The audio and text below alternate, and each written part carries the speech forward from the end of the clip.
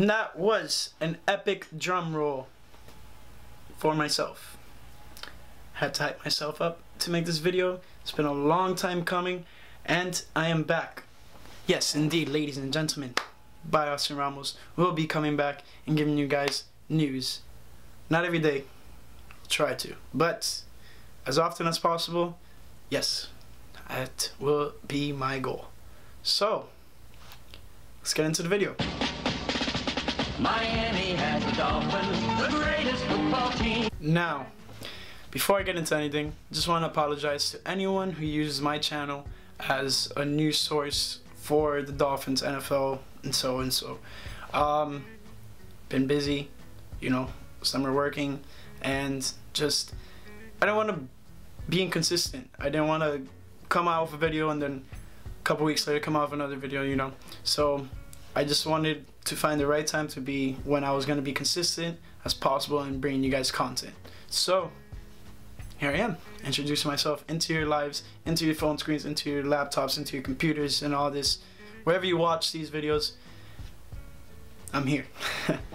But, so, while I was gone, the Dolphins have been in training camp for about 3 or so weeks, and they played their first preseason game against the Atlanta Falcons here in Miami, Florida. And they ended up winning the first preseason game, which is not that bad. They won it at a score of 27-34. Not so bad. Not so bad. We won by a touchdown.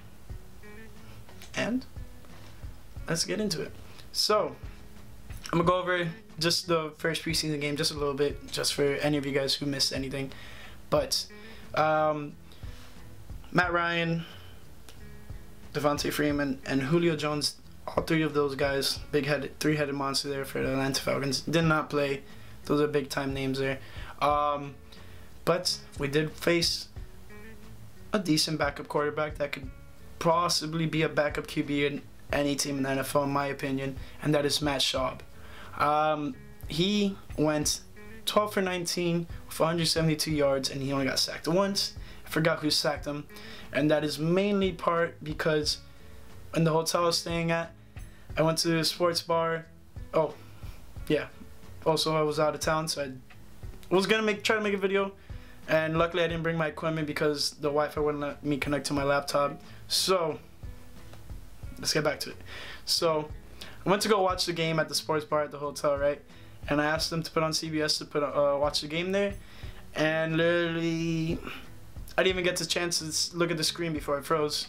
And then it was frozen not only in there, but throughout the entire hotel, which was very frustrating if you ask me, especially being a Dolphins fan and you're on this island and you don't really have, you shouldn't be using, you know, your signal and all this stuff because you get charged crazy amount of money.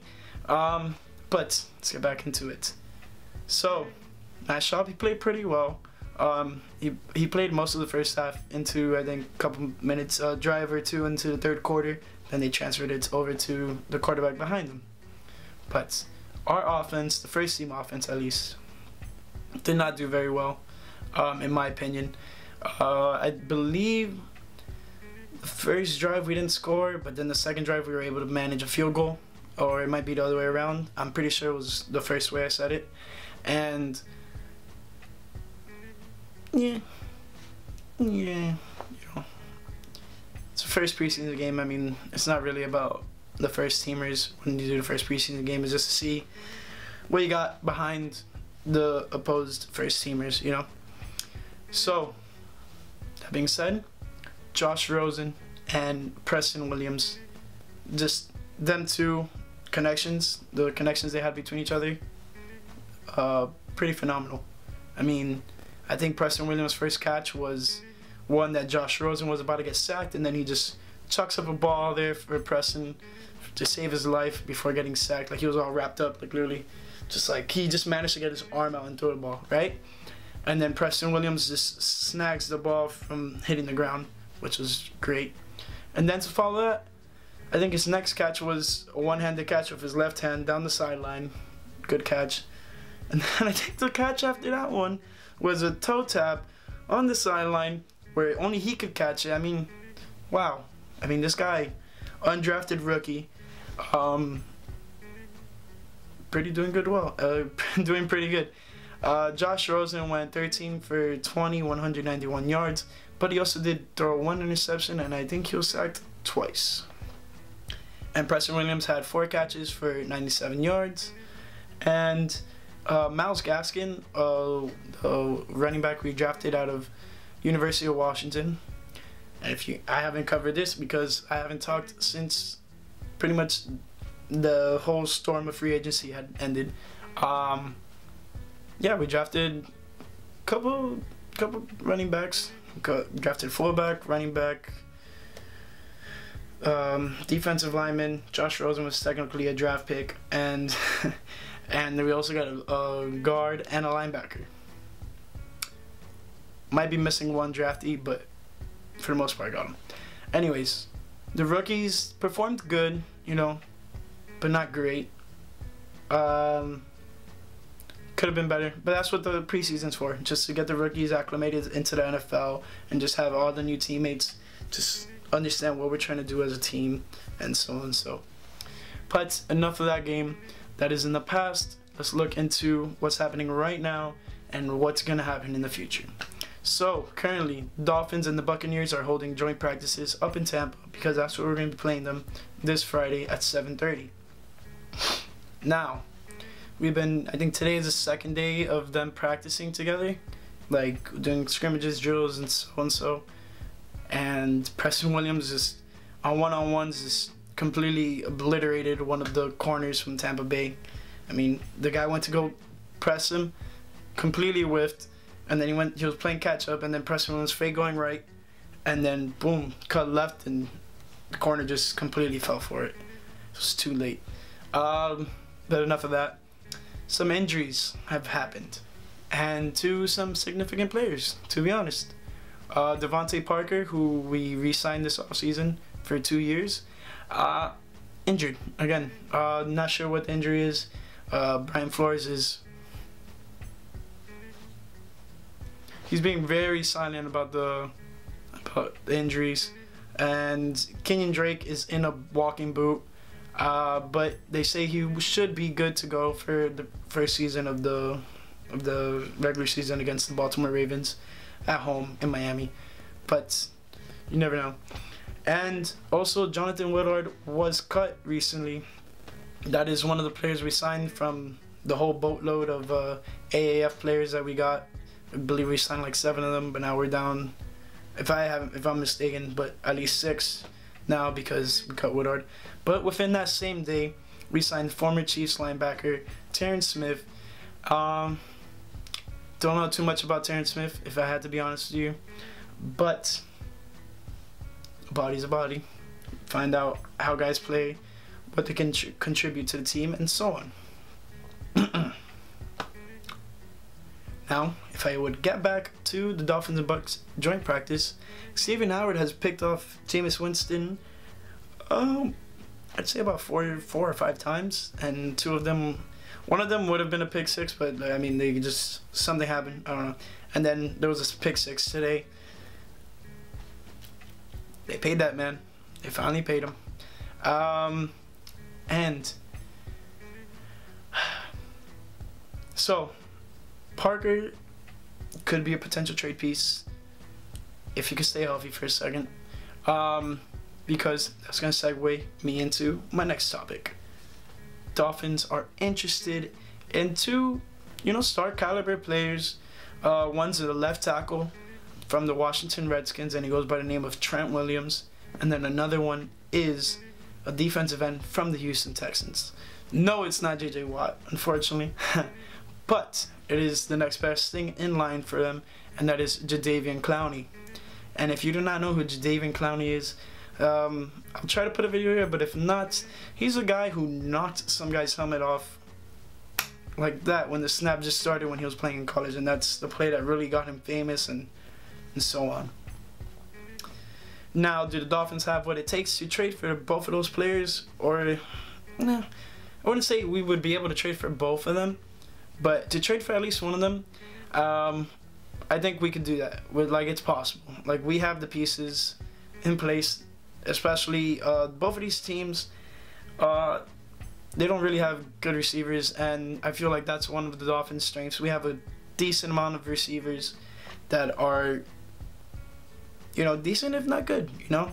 That's one of the things I've been raving so far, talking to my friends and so on about the Dolphins, is that our receivers are pretty good. I mean, our third team receivers, wouldn't say could play on a first team NFL team, but they have the potential to. And who knows? So, last time I made a video was about 4 months ago, I believe. If not, it was towards the end of, you know, the whole free agency frenzy. And the PI rule had just come out. And so they're able to challenge PI plays. Or challenge for PI, or so on, right? So far, I believe they are 1 for 15. 1 for 15. Those are very slim odds. And a lot of the challenges have been like pretty obvious that they weren't PIs. I mean, the one I remember seeing the most was the Jets and the Giants game. Don't know the name of the receiver, but number 6 from the Jets. The New York Giants defender hit the ball first and then swiped this guy's arm, so it wasn't PI. I mean, he hit the ball, turned around, and on and so on. But the fact that we can still challenge it is pretty crazy, and it's going to be very interesting what happens this season with that. So, before I started making this video, I sent out a tweet asking what should I talk about in this video regarding the Dolphins / NFL. And one of the things in the NFL I really wanted to talk about was the PI rule and how, you know, slim odds of winning one. And so talked about that already before my video cut out, but I went over, saw it, and was satisfied with that. So let's go. But anyways, my friend Andrew, who is a Saints fan, and we will beat you guys week 4 of the preseason, hopefully, with our bubble guys against your bubble guys. But basically, anyways, he asked, and put it right here, Drake versus Balaj, or Balaj versus Drake, whichever way he put it. He asked that, and so basically to put it as that, Kenyon Drake is in a boot right now. So right now it's not much of a competition since one of them can't even play on the field. But overall, it's been a good competition from what I've been hearing and seeing all these tweets and so. But they're 2 different backs. I mean, Balaj has put on a lot of muscle this year. That's what they've been saying about him. And Drake is pretty much the same guy that we've been growing accustomed to. You know, he breaks and busts his outside, and just it's either make or break with him on those outside runs, because he can either get stopped right there almost on the line of scrimmage, or he can bust it wide open for, who knows, a touchdown. Hopefully lots of those, right? But at this moment, that competition's at a standstill, unfortunately.